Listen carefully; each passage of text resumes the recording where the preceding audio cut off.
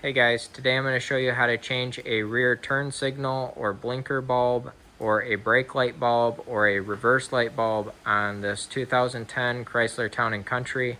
It should be pretty much the same for the Dodge Grand Caravan. If this video is helpful, can you smash that thumbs up button and leave a comment down below for the YouTube algorithm? Really helps out a lot.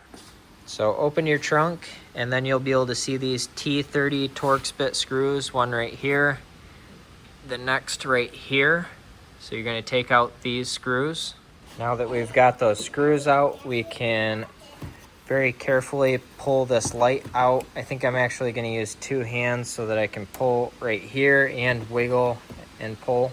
So this pops right out. These two studs right here go into these two slots right here. You've got two bulbs here. This lower one is your reverse light. This one up here is your brake and blinker bulb. So to get these out, you're just going to twist like this and then pull it out like that. To get this bulb out, you're just going to pull it out like this. And then you can pop your new one back in there, twist it back in, and you're good to go. I'm using these bulbs. I will have them linked down in the description below.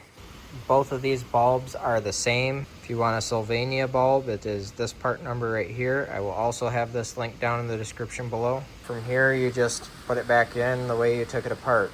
So I hope you found this video helpful. If you did, smash that thumbs up button, leave a comment down below for the YouTube algorithm.